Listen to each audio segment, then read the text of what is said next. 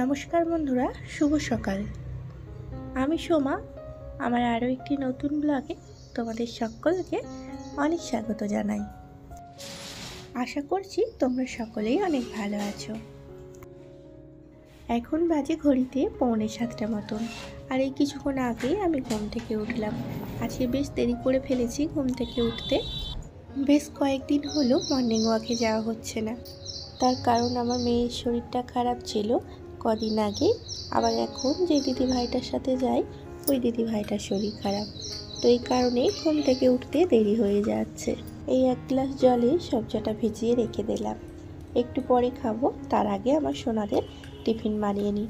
রাত্রিরেই আমি গুছিয়ে বাগিয়ে বাসন টাসন ধুয়ে তারপরেই শুয়েছিলাম। কিচেনটাও আমার পরিষ্কার আছে, এখন শুধু টিফিনটা বানিয়ে নেব। আর এই তো টিফিন বানিয়ে চলে এলাম। সোনাদেরকে উঠিয়ে খাইয়ে দাইয়ে এসে রেডি করে দিচ্ছি স্কুলের জন্য। আজকে টিফিনে ওদের জন্য পরোটা আর আলু ভাজা করে দিয়েছি, আর আমাদের জন্য রুটি করলাম। একই আজকে দেরি হয়ে গেছে, তার উপর থেকে এনার বায়না যে ওকে চটি বানিয়ে দিতে হবে। এই এতটুকু চুলে বিনুনি হয় বলো তো, ঝামেলা নয়? সে কখন থেকে চেষ্টা করে করে এসে যাই হোক যেমন তেমন করে করছি। অনেক চেষ্টা করে ফাইনালি দুটো চটি হয়ে গেল আমার মেয়ে। দেখা যাক কেমন লাগছে।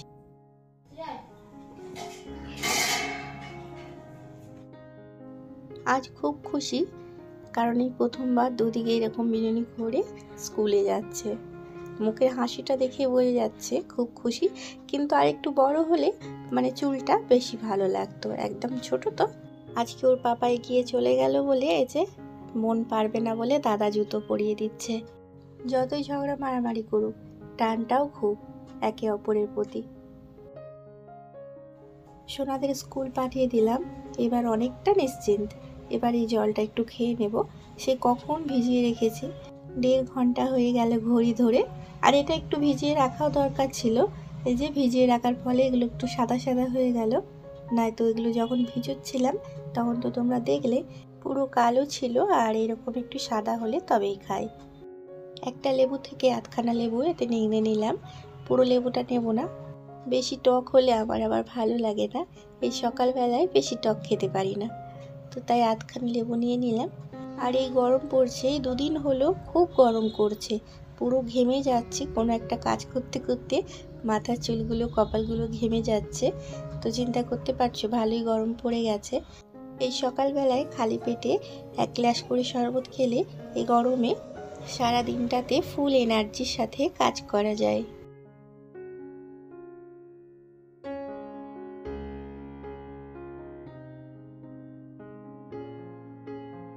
তো জলটা খেয়ে চলে এলাম এই যে কাপড় জামাগুলো ভাঁজ করতে। কালকের এগুলো কাপড় জামাগুলো শুকিয়ে গিয়েছিল, তো সন্ধ্যেবেলায় তুলে চেয়ারে রাখা হয়েছিল, আর ভাঁজ করাই হয়নি কাল থেকে। তো এই যে কেমন দেখতে লাগছে সকালবেলায়, যেহেতু ঘর দরগুলো পরিষ্কার করে গুছোবো একবার, তো এগুলোকেও ভাঁজ করে জায়গায় ঢুকিয়ে দিচ্ছি জায়গার জিনিস। 9টা 9:30 মতো বেজে গেছে, তো তোমাদের দাদাভাই স্নান হয়ে গেছে, আর আমাকে বিছানাটা খালি করতে বলছে। তার কারণ ও এই সকালে কাজ যাওয়ার আগে সকালের জলখাবারটা খাই এই বিছানায় বসে বসে। যেহেতু আমরা শুকনো শাকনি সকালটা খাই রুটি টুটি, তো ওই বিছানাতেই বসে বসে খাওয়া দাওয়া করে আর একটু টিভি দেখে। আর আমি বলছি সামান্য একটুখানি দাঁড়াও, বিছানার চাদরটা চেঞ্জ করে দিই, খুব নোংরা হয়েছে, কদিন ধরেই পাতা আছে একভাবে। আর এই যে চাদরটাও চেঞ্জ করলাম, তার সাথে এই যে বালিশের ওয়ারগুলো সব চেঞ্জ করে নিলাম।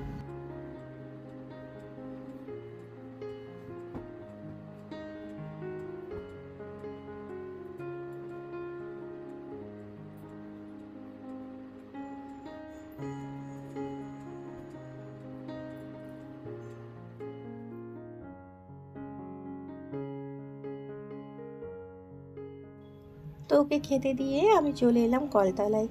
আজকে কাচার জন্য অনেক জামা কাপড় আছে, দেখেই ভয় লাগছে। তো এর জন্য যে নিরমা ছিল না, আর নিরমাটা ঢেলে নিলাম। আর নিরমার পরিমাণটাও আজকে একটু বেশি দিলাম, কারণ অনেকগুলো জামা কাপড় আছে। 1 ডেস্কি নিরমা জলে হবে না, একটা বালতিও লাগবে। আর তোমরা আমাকে দেখে ভাববে যে দিদিভাই খুব কিপটে, একটা নিরমার কাগজকে কতবার ধুলো। অনেকটাই লেগে থাকে গো, শুধু শুধু ওয়েস্ট করবো কেন, তাই না? আর কথায় বলে না, বিন্দু বিন্দু জলকণা থেকেই কিন্তু সিন্ধু হয়। তাই অল্প আছে বলে ফেলে দেওয়া উচিত না।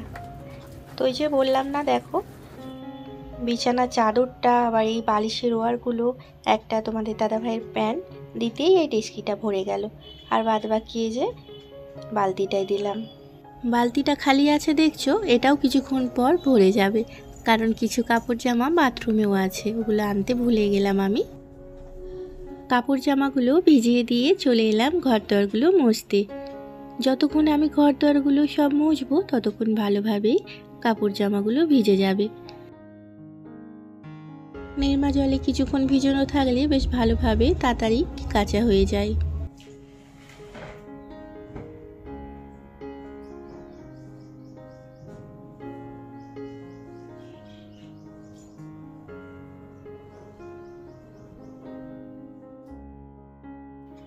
সকালে সমস্ত কাজ গুছিয়ে নিলাম, দিয়ে স্নান করে 1 কাপ চা খেয়ে নিলাম। 1 কাপ চা আর তার সাথে 2-4টে বিস্কুট খেলাম। রুটি ছিল কিন্তু ভালো লাগলো না রুটি খেতে, তো এই কারণে বিস্কুট দিয়ে চা খেলাম। আর দিয়ে যে ঝটাপট করে সব কেটে কুটে রান্না বসিয়ে দিয়েছি। তো সবটুকু শেয়ার করলে আজকে এমনিতে দেরি হয়ে গেছে, আরও দেরি হয়ে যেত, তাই সবটুকু আর শেয়ার করতে পারলাম না। আজকে বানাচ্ছি এঁচোড় আলুর ঝোল। আজ একটাই তরকারি করব, এঁচোড় দিয়ে আলু দিয়ে ঝোল। তো এর আগেও আমি এঁচোড় এনেছিলাম, এঁচোড় দিয়ে ছোলার রেসিপি তোমাদের সাথে শেয়ার করেছিলাম, কিন্তু আজ আর বাড়িতে ছোলা নেই, তো তাই শুধুই এঁচোড় দিয়ে আলু দিয়ে তরকারি করছি। এঁচোড় চিংড়ি খেতে খুব শখ যায়, কিন্তু দুঃখের বিষয় কি এদিকে চিংড়ি মাছটাই পাওয়া যায় না।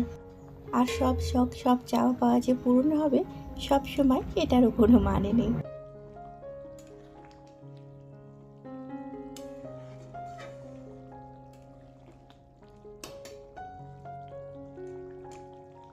আর এই তো এঁচোড় আলুর ঝোলটা আমার হয়ে এসেছে। সামান্য একটু ঘি দিয়ে দিলাম, 1/2 চামচ মতো, দিয়ে একটু নেড়ে ছেড়ে এই যে গ্যাসটা বন্ধ করে দেব।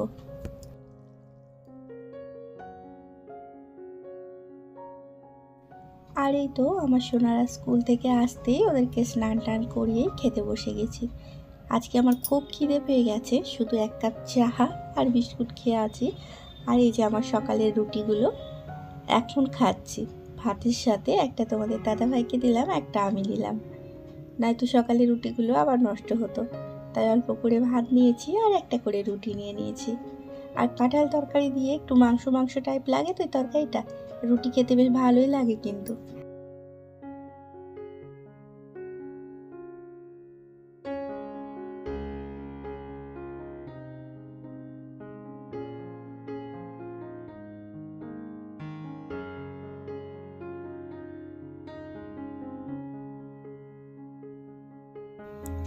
এখন বাজে ঘড়িতে সন্ধে 6টা।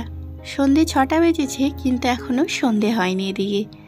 তো আমি বৈকালবেলায় রেডি হয়ে, যে টমেটো ছিল না, তো টমেটো কিনতে গিয়েছিলাম, একটু একা গিয়েছিলাম, আর সাথে কিছু ফলও কিনে নিয়ে এলাম। তো সেগুলোই এখন গুছিয়ে নিচ্ছি। তো এখনও সন্ধে দেওয়া হয়নি, কারণ বললাম না এখনও সন্ধে হয়নি, সন্ধে 6টায় বেজেছে, এখনও বেলা আছে বাইরে। তো তাই এই যে এগুলো গুছিয়ে টুছিয়ে নিয়ে হাত পাটা ধুয়ে তারপরে সন্ধে দেব।